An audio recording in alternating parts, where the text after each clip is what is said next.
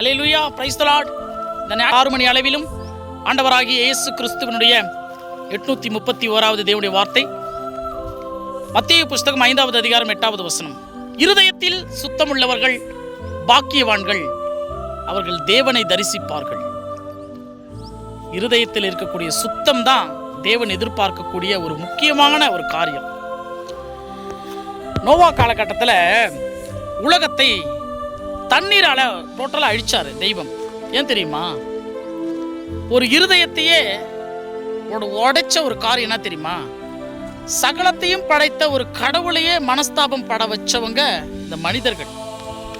ஆதியாகமம் புஸ்தகம் 6வது அதிகாரம் 6வது வசனத்தில் வரும், நான் இந்த மனிதனை படைத்ததற்காக மனஸ்தாபப்படுகிறேன், கடவுள் சொன்னார். எவ்வளவு மோசமானவர்கள் மனிதர்கள்!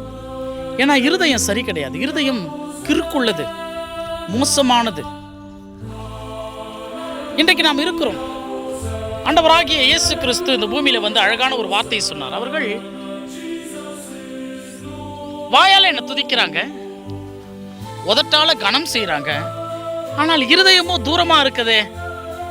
தேவனுடைய இருதயத்துக்கும் மனுஷனுடைய இருதயத்துக்கும் ரொம்ப தூரம் இருக்குது. ஏன்னா தேவனுடைய சித்தத்திற்கு ஏற்றபடி மனிதன் வாழ்கிறது கிடையாது. தன்னுடைய சுய சித்தத்திற்கும் சுய இச்சைகளுக்கும் சுய காரியங்களுக்கும் தேவனை ஆதாயத்துக்காக தேடுகிறதற்குமாக மனிதர்கள் நாம் போய்கொண்டிருக்கிறோம். ஆனால் கர்த்தர் இருதய தேடுகிற ஜனங்களாக கர்த்தர் எதிர்பார்க்கிறார் நம்மள. பாருங்க, ஒரு உண்மையான ஒரு பைபிள் சம்பவம்.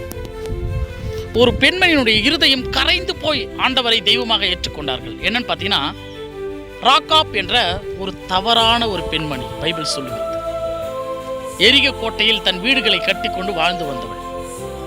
கர்த்தருக்கு விரோதமான காரியங்களையும் பொல்லாத பாவங்களிலும் இருந்த ஜனங்களை தேவனாகிய கர்த்தர் தீக்கொளுத்தி அந்த தேசத்தையே அழிக்கும்படியா யோசுவாவின் மூலமாக மோசே காலகட்டத்தில் ஒரு அழிக்கும்படியான ஒரு கட்டளை கொடுத்தார்.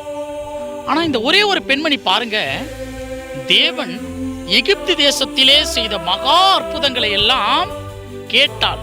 பார்க்கல, கேட்டாங்க.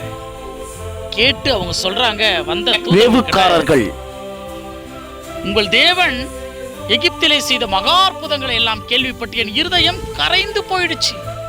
மேலே வானத்திலும் கீழே பூமியிலும் உங்களுடைய தேவனே தெய்வம் என்று சொல்லி ஏற்றுக்கொண்டு மனமாற்றம் அடைந்து அந்த கிராமங்கள் எல்லாம் அழிக்கப்படும் பொழுது அந்த பெண்மணியுடைய வீட்டில் மட்டும் சிவப்பு நூல் கயிறு கட்டப்பட்டு காப்பாற்றப்பட்டார்.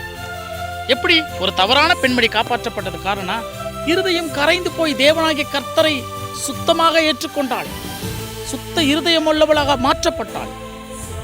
இயேசு கிறிஸ்துவுக்கு ஒரு முதல் பெண்மணி சீஷி யார் தெரியுமா?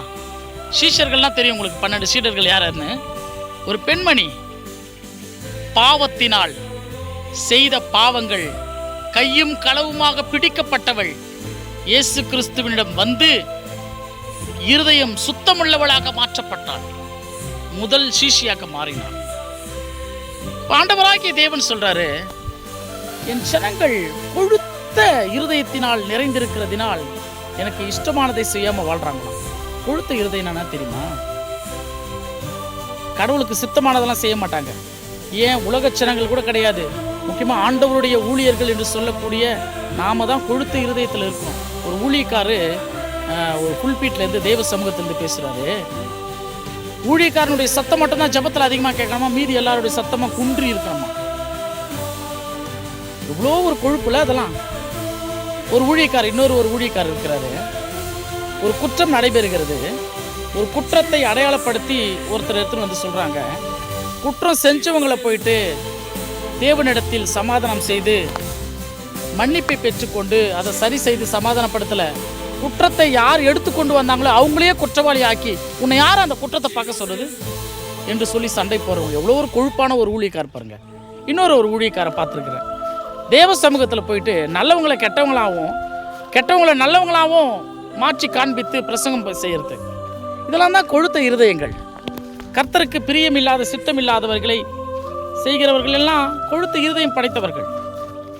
தேவனாகிய கர்த்தருடைய இருதயத்திற்கு ஏற்றவனாய் ஒருத்தர் இருந்தார். அப்போஸ்தலர் புஸ்தகம் அடையாளப்படுத்துகிறது.